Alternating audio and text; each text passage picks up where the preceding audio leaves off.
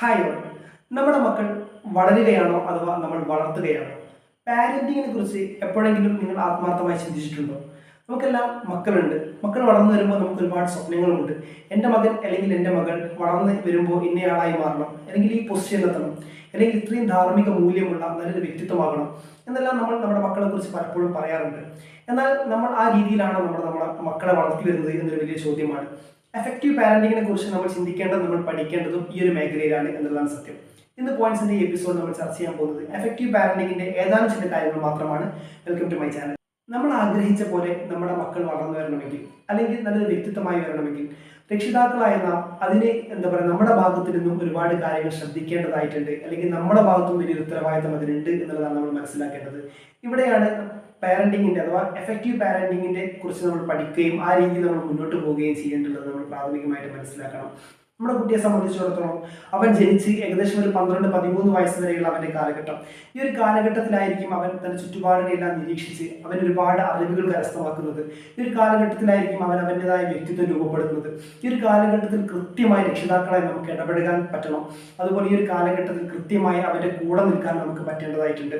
അപ്പോൾ നമ്മൾ ഏത് രീതിയിലാണോ നമ്മുടെ കുട്ടിയെ ഉദ്ദേശിച്ചത് ആ രീതിയിൽ നമുക്ക് മാറ്റിയെടുക്കാനും വാർത്തെടുക്കാനും എല്ലാം പറ്റും. നമ്മൾ കൃത്യമായി ഇടപെടലുണ്ടെങ്കിൽ എന്നാണ് ഞാൻ പറയുന്നതിന്റെ സാരം. എഫക്റ്റീവ് പാരന്റിംഗിൽ എന്ന് പറയാൻ പോകുന്ന ചില കാര്യങ്ങൾ നമ്മുടെ മക്കളോട് ചെയ്തു, അത് ഡൂസ് ആൻഡ് ഡോൺസ് എന്ന് പറയുന്നത്, ചെയ്യേണ്ടതും ചെയ്യരുതാത്തതുമായ ചില കാര്യങ്ങളെ കുറിച്ച് 5 പോയിന്റിനെ കുറിച്ചാണ് നമ്മൾ ഇന്ന് ചർച്ച ചെയ്യാൻ വേണ്ടി സംസാരിക്കാൻ വേണ്ടി ആഗ്രഹിക്കുന്നുള്ളത്. ഒന്നാമതായിട്ട് നമ്മൾ കാലങ്ങളായി നമ്മൾ ചെയ്തു വരുന്ന, നമ്മുടെ കുട്ടികളോട് നമ്മൾ ചെയ്തു വരുന്ന ഒരു കാര്യമാണ് ഉപദേശിക്കുക എന്നുള്ളത്. ഇത് കൃത്യമായി നമ്മൾ മാറ്റേണ്ട സമയമായിട്ടുണ്ട്. ഉപദേശിക്കുക എന്ന് പറയുമ്പോൾ എനിക്കൊരാളെ ഉപദേശിക്കാൻ, എനിക്ക് നിങ്ങളെ ഉപദേശിക്കാൻ പ്രത്യേകിച്ച് ഒരു സ്കില്ലിന്റെ ഒന്നും ആവശ്യമില്ല. എനിക്ക് കുറച്ച് അറിവുണ്ടായാൽ മതി. എനിക്ക് അറിവുണ്ടെങ്കിൽ എനിക്ക് ആരെയും ഉപദേശിക്കാം, അല്ലേ? പക്ഷേ അതിന് ഉപദേശിക്കുന്നതിന് പകരം നമ്മൾ നമ്മുടെ മക്കളെടുത്ത് എടുക്കേണ്ടത് മാതൃക കാണിക്കുക എന്ന് പറയുന്ന സ്റ്റേജാണ്. എനിക്ക് എൻ്റെ കുട്ടിയോട് നീ പുകവലിക്കരുത്, നീ മദ്യപിക്കരുത് എന്നെല്ലാം ഉപദേശിക്കാൻ വേണ്ടി പറ്റും. ആ ഉപദേശം അവൻ സ്വീകരിക്കുകയും ചെയ്യും. പക്ഷെ അവൻ എന്നെ നോക്കുമ്പോൾ ഞാൻ മദ്യപിക്കുന്നു, ഞാൻ പുകവലിക്കുന്നു, എല്ലാ എന്നൊരു ചുറ്റുപാടാണ് അവൻ കാണുന്നതെങ്കിൽ തീർച്ചയായിട്ടും അവൻ്റെ മനസ്സിൽ വരും, എന്താണ് എൻ്റെ പിതാവ് എന്നെ ഉപദേശിക്കുന്നു ചെയ്യരുത്, പക്ഷെ എൻ്റെ പിതാവ് തന്നെ ചെയ്യുന്നു, പിന്നെ എന്തുകൊണ്ട് എനിക്ക് ചെയ്തുകൂടാ, ഈ രീതിയിലുള്ള ചിന്ത അവൻ്റെ മനസ്സിൽ വരും. അതുകൊണ്ട് തന്നെ ഉപദേശിക്കുക എന്നുള്ളതിനപ്പുറം നമ്മൾ മാതൃക കാണിക്കുക എന്ന രീതിയിലേക്ക് നമ്മൾ മാറേണ്ടതായിട്ടുണ്ട്.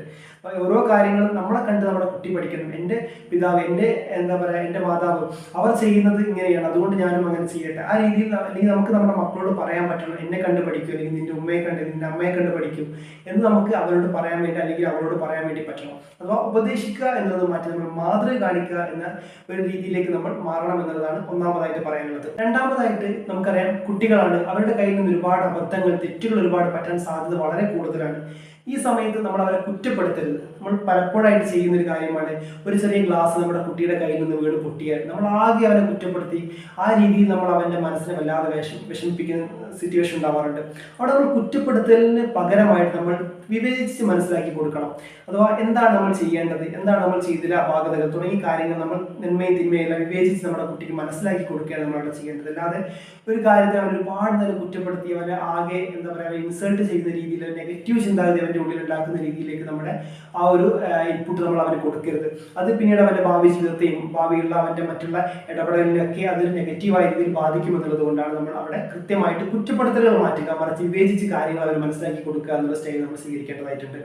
മൂന്നാമതായിട്ട് നമ്മൾ താരതമ്യം ചെയ്യുക എന്നുള്ളൊരു കാര്യം നമ്മൾ പലപ്പോഴായിട്ട് ചെയ്യുന്ന കാര്യമാണ്.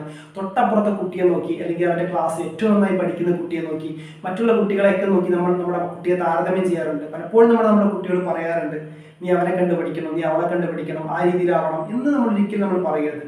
നമുക്കറിയാം, മനുഷ്യന്മാരെല്ലാവരും വ്യത്യസ്തരാണ്. ഞാനും നിങ്ങളും വ്യത്യസ്തരാണ്. എനിക്കുള്ള കഴിവും എൻ്റെ അറിവും ഒന്നും ആയിരിക്കില്ല നിങ്ങൾക്ക് ഉണ്ടാവുക. നമ്മുടെ മക്കളും അതുപോലെ തന്നെ. നമ്മുടെ മക്കൾക്ക് അവരുടേതായ കാര്യങ്ങളും അവരുടേതായ കഴിവും അവരുടേതായ അഭിരുചികളും എല്ലാം ഉണ്ടാവും. അത് നമ്മൾ താരതമ്യം ചെയ്യുക എന്നുള്ളത് നമ്മൾ ഒഴിവാക്കുകയും മറിച്ച് നമ്മളതിന് പകരം ആത്മവിശ്വാസം നൽകുക എന്നുള്ള തലങ്ങളിലേക്ക് നമ്മൾ മാറുകയും ചെയ്യണം. നമ്മുടെ കുട്ടിക്ക് അവൻ്റെതായ അഭിരുചി ഉണ്ടാവും, അവൻ്റെതായ ചിന്താഗതി ഉണ്ടാവും, അവൻ്റെതായ കഴിവുകളും കാര്യങ്ങളെല്ലാം ഉണ്ടാവും. അപ്പോൾ അത് നമ്മൾ കൃത്യമായിട്ട് നമ്മുടെ ആത്മവിശ്വാസം നൽകി ആ ഒരു രീതിയിൽ നമ്മുടെ മക്കളെ വളർത്തിക്കൊണ്ടുവരണം. അഥവാ താരതമ്യം ചെയ്യുക എന്നുള്ള ആ ഒരു ക്ലീശയായ ആ ഒരു കാര്യം, അല്ലെങ്കിൽ പഴഞ്ചനായ ഒരു കാര്യം നമ്മൾ ഒഴിവാക്കി കുട്ടിക്ക് ആത്മവിശ്വാസം നൽകുക എന്നുള്ള പുതിയ രീതി നമ്മൾ സ്വീകരിക്കേണ്ടതായിട്ടുണ്ട് എന്നതാണ് മൂന്നാമത്തെ. നാലാമതായി നമ്മൾ ബോധ്യപ്പെടുത്തി കൊടുക്കുക എന്നുള്ളത്, അഥവാ അരുതുകൾ നമ്മൾ പലപ്പോഴും പറയാറുണ്ട് നമ്മുടെ മക്കളോട്. നീ അത് ചെയ്യരുത്, നീ അങ്ങനെ പോകരുത്, നീ അങ്ങനെ ആകരുത്, ഇങ്ങനെ ഒരുപാട് അരുതുകൾ നമ്മൾ പറയാറുണ്ട്. ഈ അരുതുകൾ പറയുമ്പോൾ നമ്മുടെ കുട്ടിയുടെ ഉള്ളിൽ ഉണ്ടാവാറുണ്ട് എന്തുകൊണ്ട് എന്നൊരു ചോദ്യം നമ്മുടെ കുട്ടിയുടെ ഉള്ളിൽ ഉണ്ടാവാറുണ്ട്. എന്തുകൊണ്ട് ഞാനത് ചെയ്തുകൂടാ, എന്തുകൊണ്ട് ഞാൻ അങ്ങോട്ട് പോയിക്കൂടാ എന്ന ചോദ്യം ഉണ്ടാവാറുണ്ട്. അപ്പോൾ നമ്മൾ അരുതുകൾ നമ്മുടെ കുട്ടിയോട് പറയുന്നുണ്ടെങ്കിൽ കൃത്യമായി അത് എന്തുകൊണ്ട് എന്നുള്ള ബോധ്യപ്പെടുത്തലുകൾ കൂടി നമ്മുടെ മക്കളടുത്ത് ഉണ്ടാവേണ്ടതായിട്ടുണ്ട്. ആ ബോധ്യപ്പെടുത്തലുകൾ കൂടി ഉണ്ടാകുമ്പോഴാണ് നമ്മുടെ മക്കൾ കൃത്യമായ ആ അരുതുകൾ എന്തിനാണ് എന്ന് മനസ്സിലാവുകയുള്ളൂ. നമ്മൾ കേവലം വെറും അരുതുകൾ മാത്രം പറഞ്ഞു പോയി കഴിഞ്ഞാൽ നമ്മുടെ കുട്ടിയുടെ ഉള്ളിൽ അപ്പോഴും ഉണ്ടാവും എന്തുകൊണ്ടായിരിക്കും എൻ്റെ പിതാവ് എന്നോട് ഇങ്ങനെ പറഞ്ഞത്, അല്ലെങ്കിൽ എന്തുകൊണ്ടായിരിക്കും എൻ്റെ അമ്മ എന്നോട് അങ്ങനെ പോകരുത് എന്ന് പറഞ്ഞത്. ഇങ്ങനെയുള്ള ചിന്തകൾ മാത്രമായിരിക്കും നമ്മുടെ കുട്ടിയുടെ ഉള്ളിൽ ഉണ്ടാവുക. അതിനെക്കുറിച്ച് അവർ പിന്നെ അന്വേഷിച്ച് പോവുകയും ചെയ്യും. ആ രീതിയല്ലാതെ കൃത്യമായി ബോധ്യപ്പെടുത്തലുകൾ എന്ന് പറയുന്ന രീതിയിലേക്ക് നമ്മൾ അരുതുകളെ മാറ്റി ബോധ്യപ്പെടുത്തലുകളാക്കാൻ നമ്മൾ ശ്രമിക്കുക എന്നുള്ളതാണ്. നാലാമത്തെ കാര്യം, നമ്മൾ പരസ്യമായ ശാസന അതുപോലെ മർദ്ദനം നമ്മൾ ഒഴിവാക്കേണ്ടതായിട്ടുണ്ട്. നമ്മൾ പലപ്പോഴും വിചാരിച്ചിരിക്കുന്നു കുട്ടികളല്ലേ, അവർക്ക് വ്യക്തിത്വവും അവർക്ക് അഭിമാന ബോധവും അവർക്ക് ആറ്റിറ്റ്യൂഡും കാര്യങ്ങളൊന്നും ഇല്ലല്ലോ, നമ്മൾ വലിയ ആളുകൾക്കല്ലേ അതൊക്കെ ഉള്ളത് എന്നൊരു ധാരണ, തെറ്റായ ധാരണ നമുക്കുണ്ട്. നമ്മൾ മനസ്സിലാക്കേണ്ടത് ഏതൊരു കുട്ടിക്കും അവൻ അവൻ്റെതായ ഒരു അഭിമാന ബോധവും ആറ്റിറ്റ്യൂഡും വ്യക്തിത്വവും എല്ലാം ഉണ്ട്. അതുകൊണ്ട് തന്നെ നമ്മൾ ഒരു തെറ്റവൻ ചെയ്യുമ്പോൾ പരസ്യമായിട്ട് പബ്ലിക്കിന്റെ മുന്നിൽ വെച്ച് അവനെ ഒരുപാട് ആക്ഷേപിക്കുക, മർദ്ദിക്കുക തുടങ്ങിയ കാര്യങ്ങൾ ഒരിക്കലും നമ്മൾ ചെയ്യരുത്. ഇത് ചെയ്യുമ്പോൾ അവൻ്റെ ഉള്ളിൽ ഒരുപാട് എന്താ പറയുക വ്യക്തിത്വത്തിനെതിരെയുള്ള ഒരു മനോഭാവം സൃഷ്ടിക്കാനും അതുപോലെ ഒരു ബാഡായ ഒരു ചിന്ത ഉണ്ടാവാനും വിഷാദത്തിലേക്ക് ഡിപ്രഷനിലേക്ക് അവൻ നീങ്ങിപ്പോകാനും എല്ലാം കാരണമാകും അത്തരം ഒരു ആറ്റിറ്റ്യൂഡ് നമ്മൾ ഉണ്ടാവുന്നത്. മറിച്ച് അതിന് പകരമായി നമ്മൾ ദൃഢമായി സംസാരിക്കുക എന്നുള്ളൊരു ഓപ്ഷൻ നമ്മളോട് സ്വീകരിക്കേണ്ടത്. അഥവാ പബ്ലിക്കിന്റെ മുന്നിൽ നിന്നല്ലാതെ നമ്മുടെ കുട്ടി ഒരു തെറ്റ് ചെയ്തിട്ടുണ്ടെങ്കിൽ ദൃഢമായ ഭാഷയിൽ നമ്മളത് തെറ്റാണെന്ന് അവർ ബോധ്യപ്പെടുന്ന ഒരു ദൃഢമായ ഭാഷ നമ്മൾ സംസാരിക്കുക. അതല്ലാതെ പബ്ലിക്കിന്റെ മുന്നിൽ ഇട്ടിട്ട് അല്ലെങ്കിൽ ഒരുപാട് ആളുകളുടെ മുന്നിട്ട് അവന്റെ വ്യക്തിത്വത്തെ തന്നെ ചോദ്യം ചെയ്യുന്ന രീതിയിലേക്ക് നമ്മൾ ഒരിക്കലും മാറിപ്പോകരുത് എന്നുള്ളതാണ് നമ്മൾ അഞ്ചാമതായി ശ്രദ്ധിക്കേണ്ടത്. അപ്പോൾ നമ്മളിന്ന് പറഞ്ഞത് എഫക്റ്റീവ് പാരന്റിങ്ങിൽ നമ്മൾ മാറ്റാൻ ഡൂസ് ആൻഡ് ഡോൺസ് എന്ന് പറയുന്ന വിഭാഗത്തിൽ 5 കാര്യങ്ങൾ മാത്രമാണ് പറഞ്ഞത്. എഫക്റ്റീവ് പാരന്റിങ് വലിയൊരു സബ്ജക്റ്റാണ്. കൂടുതൽ നിങ്ങൾ അതിനെക്കുറിച്ച് പഠിക്കുക, മനസ്സിലാക്കുക, നല്ല രീതിയിൽ നമ്മുടെ പുതിയ തലമുറയെ വളർത്തിയെടുക്കാൻ അല്ലെങ്കിൽ വാർത്തെടുക്കാൻ നമ്മളെല്ലാവരും സന്നദ്ധമാകുക എന്ന് മാത്രം പറഞ്ഞ് അവസാനിപ്പിക്കുന്നു. Thank you for watching.